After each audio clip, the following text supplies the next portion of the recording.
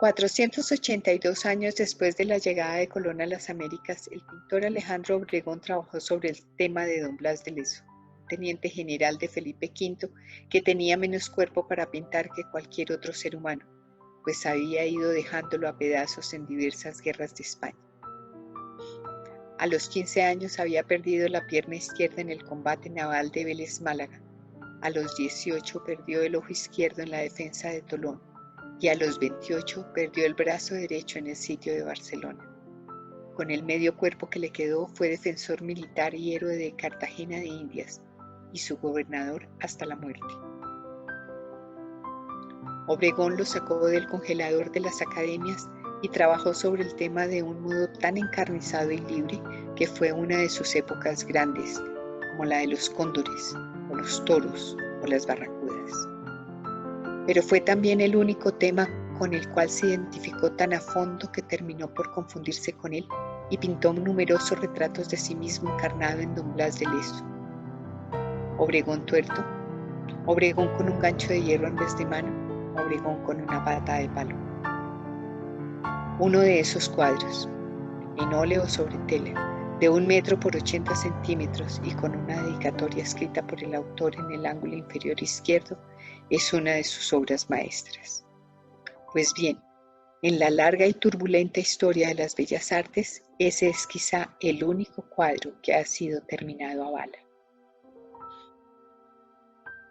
Sucedió la noche de Año Nuevo de 1979 en Cartagena de Indias, cuando dos mujeres muy cercanas a Obregón, en medio de la fiesta familiar, se pasaron de tono en una disputa sobre cuál de las dos era la dueña del autorretrato todavía oloroso a trementina. Sentí que el cuadro se estaba volviendo más importante que yo, me dijo Obregón.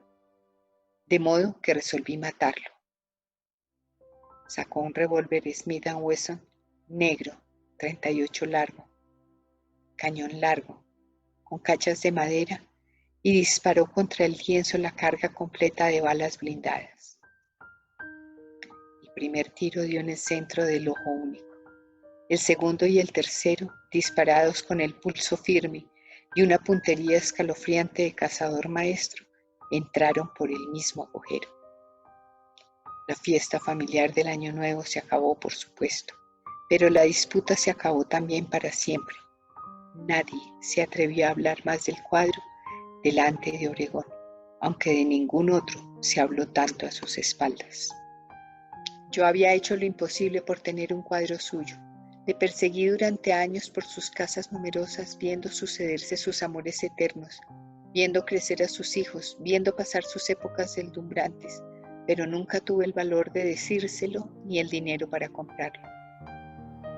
Hablando de todo menos de eso, cerramos muchas noches el restaurante de Divo Caviccioli, nuestro compadre común, y vimos amanecer muchas veces desde las murallas de don Blas de Lezo. Una noche de marzo de 1981, de puro inocente, le pregunté por el cuadro abaleado. Por ahí anda, me dijo, y a propósito, hay que acabar de destruirlo. Nadie lo había visto después del atentado, pero era ya más célebre por eso que por su belleza. Cada quien contaba una versión personal, siempre diferente, y casi todos se decían testigos del drama.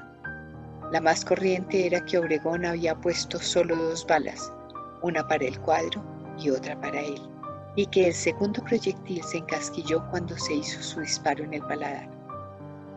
Un coleccionista japonés que oyó los rumores en Nueva York había estado en Cartagena dispuesto a pagar lo que le pidieran por el cuadro, y esperó a Obregón noche tras noche en el restaurante de Divo. Pero este lo convenció no solo de que el cuadro no existía, sino de que el mismo Obregón era un fantasma inventado por la Corporación de Turismo. Creo que fue esa celebridad accesoria la que sustentaba el rencor de Alejandro contra el cuadro, el cual hablaba como de un enemigo abominable. Tanto que antes del amanecer, cuando nos habían echado de la última cantina, me pidió que le acompañara a su casa para cumplir su determinación de incinerarlo y echar las cenizas en el mar. El estudio de Obregón parece más bien un desguazadero de barcos.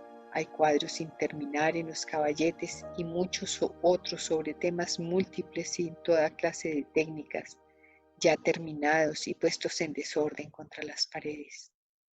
Al fondo, en un depósito prohibido, están los cuadros condenados. Allí estaba el autorretrato a la manera de don Blas de Lezo. Obregón lo sacó cubierto de telaraña y de polvo, y él mismo empalvado hasta las cejas. Primero lo sacudió con un plumero, y luego lavó el óleo con agua y detergente, con la misma consideración con que hubiera almohazado un caballo en la dehesa, pero cuidando siempre de que yo no lo viera. Cuando terminó, lo puso en el suelo contra la pared, puso una mesita de madera y 2 sillas frente a un caballete vacío. Puso en la mesita una botella de ron 3 esquinas y 2 vasos. Me hizo sentar y puso el cuadro en el caballete. Me quedé sin aliento. Un ojo estaba como el de don Blas de Lezo en vida, solo la cuenca vacía, pero los 3 balazos idénticos habían desbaratado la pupila diáfana del otro ojo, que había sido de un azul intenso, y las esquirlas de rebote en el muro habían agujereado la cara y el fondo misterioso de un cielo ceniciento y sin nubes. Obregón y yo, sentados frente al caballete, contemplamos el cuadro en silencio hasta que se acabó la primera botella. Él destapó la segunda, siempre mirando el cuadro, y seguimos contemplándolo durante media botella más. Fue un amanecer tardío y lento, como son los de agosto en el Caribe, de modo que el cuadro en el caballete iba cambiando de luces, de colores, de expresión, como pintándose de nuevo a sí mismo a medida que la mañana se alzaba en el mar. Ya, a pleno día, Obregón parpadeó por primera vez y dijo: «No está tan mal». «Es una maravilla», le dije, «y me pregunto si tendría la misma belleza y el mismo dramatismo si no lo hubieras terminado a tiros». Muchos tragos después, al cabo de una reflexión insondable, Obregón volvió a parpadear. «Tu madre es una santa, pero tú eres un hijo de puta», me dijo con la ternura brutal que le es propia. Se levantó como pudo, paseó un poco de óleo rojo en la paleta y sin decir una palabra escribió con el pincel arriba de su firma: «A Gabo». Necesité tantos días para recobrar el aliento que solo ahora me doy cuenta de que no le di las gracias. La historia no habría terminado ahí, con el cuadro en el muro central de mi casa de México, de no haber sido por los balazos. Obregón era partidario de resanarlos. Yo solo estaba de acuerdo en la restauración del ojo apagado por los tiros, que le restaba al cuadro algo de su luz sobrenatural. Inclusive rehusé prestárselo a Obregón para varias exposiciones por temor de que lo restaurara. Como 2 años después, Obregón se presentó sin anunciarse en mi casa de México de paso para Cancún, con un instrumental inesperado: hilos y agujas, un pincel fino y 2 tubos de óleo, azul y blanco. Llevó el cuadro al jardín bajo el cielo ceniciento de octubre. Lo recostó contra un cantero de geranios y se sentó en el suelo a coser la tela por el revés. «Solo el ojo», le dije. «Solo el ojo», me dijo. Una vez más admiré la humildad y el decoro de zapatero remendón con que se entregó a su oficio. Fue un trabajo perfecto. Don Blas de Lezo, colgado de nuevo en el puro centro de la casa, tenía otra vez en su ojo único la mirada de águila de Obregón. No tuvimos tiempo siquiera de almorzar, porque él tenía urgencia de llegar a Cancún, pero prometió volver 3 días después, y así fue. Solo que entonces la paz de nuestra casa había cambiado, y él no lo sabía.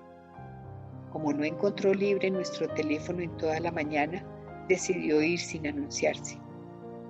El portón, que siempre permanecía cerrado, estaba abierto de par en par, y el zaguán colmado de rosas amarillas. Obregón se abrió paso por el estrecho sendero que quedaba entre la enorme cantidad de rosas amarillas que ocupaban toda la casa y aún la cocina y los baños. La sala, presidida por el autorretrato renovado, así como el comedor y las terrazas, estaba ocupada por una muchedumbre de amigos del país y los que empezaban a llegar del mundo entero. Obregón, consternado en la puerta de la sala, gritó: «¡Mierda! Se murió». Casi, pensé yo cuando lo supe, pues era el 22 de octubre de 1982. Un amigo sueco me había despertado desde Estocolmo a las 6 de la mañana de ese día para darme la noticia de que habían adjudicado un premio imprevisto. «Es el segundo que me dan en los últimos 3 días», le dije con la mano en el corazón. Pero él no entendió, desde luego, porque no conocía la historia del cuadro terminado a bala.